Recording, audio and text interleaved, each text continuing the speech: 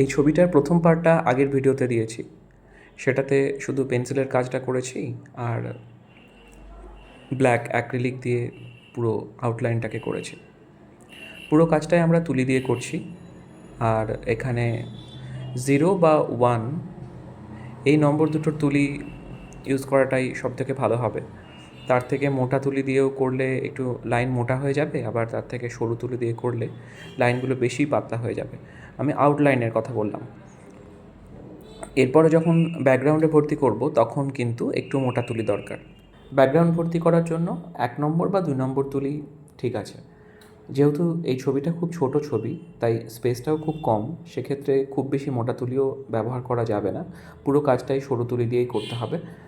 এখানে ব্যাকগ্রাউন্ডটাতে আমি একটা মেরুন বা কালচে লাল রং বেছে নিয়েছি।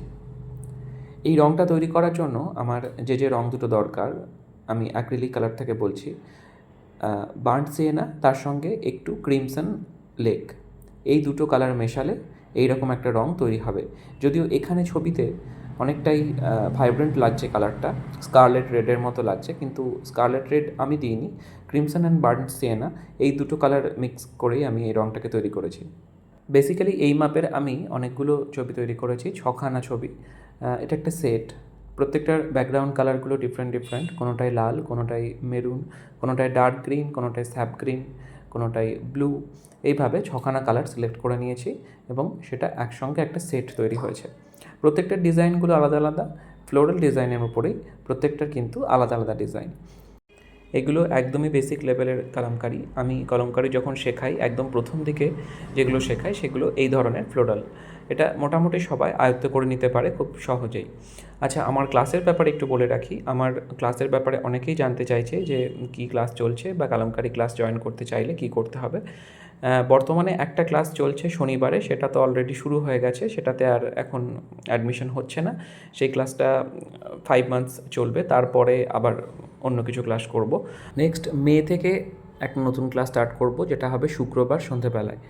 আরও ডিটেলসে ক্লাসটার ব্যাপারে জানার জন্য আমি একটা হোয়াটসঅ্যাপ গ্রুপ তৈরি করে দিচ্ছি। সেই গ্রুপের লিঙ্কটা আমি এর কমেন্ট বক্সে দিয়ে দিচ্ছি। সেটার দ্বারা আপনারা জয়েন হতে পারবেন এবং ওখানে ডিটেলসটা পেয়ে যাবেন। এই ছবির ব্যাকগ্রাউন্ডের ভর্তির কাজটা হয়ে গেছে। এরপরে পাতাগুলো যে ফাঁকা আছে সেখানে কিছু সরু সরু লাইনের কাজ করতে হবে। ঠিক পাতার ভেতর যেমন শিট থাকে খুব সরু সরু, সেই রকমই এটা 00 সাইজের তুলি দিয়ে খুব সরু সরু করে লাইন টানতে হবে পাতার দুপাশ থেকে। এই কাজটা করার জন্য আমি ভার্মিলিয়ন বা অরেঞ্জিশ রেড কালারটাকে বেছে নিয়েছি। ওটা করছি কারণ ব্যাকগ্রাউন্ডে যেহেতু মারুন আছে, এখানে রেড শেডেরই কিছু লাইট কালার যদি ব্যবহার করা হয় তাহলে বেশি ফুটবে বলে মনে হয় আমার। আর প্রত্যেকটা ফুলের ভেতরেও এই রঙটা দিয়েই ফুলের ভেতরে যে গোলটা আছে সেইগুলোতে ভর্তি করে দিয়েছি। আবার বর্ডারেও ওই রঙটা দিয়ে ছোট ছোট কাজ দেওয়া হয়েছে, যাতে পুরো ছবিটার মধ্যেই ওই ভার্মিলিয়ন রঙটাও ছড়িয়ে থাকে। এরপরে একটা শ্যাডো ব্যবহার করি আমি পুরো ছবিটায়, হালকা একটা বার্ন সায়ানার রঙের শ্যাডো। এটাই এই ছবির শেষ কাজ। এই কাজটা করতে আমার বেশ ভালো লাগে। বেশ কমপ্লিট হওয়ার মুখে এবার ছবিটা। এটা করলে ছবিটার মধ্যে একটা সফটনেস ফুটে ওঠে। এই ছবির সম্পূর্ণ ভিডিওটাই শেয়ার করলাম। আপনারা যারা এই ছবিটা দেখে আঁকলেন বা এরকম টাইপের কিছু ইন্সপায়ার্ড হয়ে আঁকলেন, সেটা আমার সঙ্গে অবশ্যই শেয়ার করবেন, তাহলে আমার আরও ভালো লাগে দেখতে সেগুলো। আর আমার ভিডিও করার সার্থকতাও সেটাতে আমি খুঁজে পাই। এই ধরনের আরও কিছু ভিডিও আমি আমার ইউটিউব চ্যানেলে দিয়ে রাখবো, যাতে গোটাটা আপনারা দেখে দেখে আঁকতে পারেন। তো সেটার জন্য আমার ইউটিউব চ্যানেলটাকে আপনারা সাবস্ক্রাইব করে রাখতে পারেন। অনেক ধন্যবাদ। দেখা হবে আবার পরবর্তী ভিডিওতে।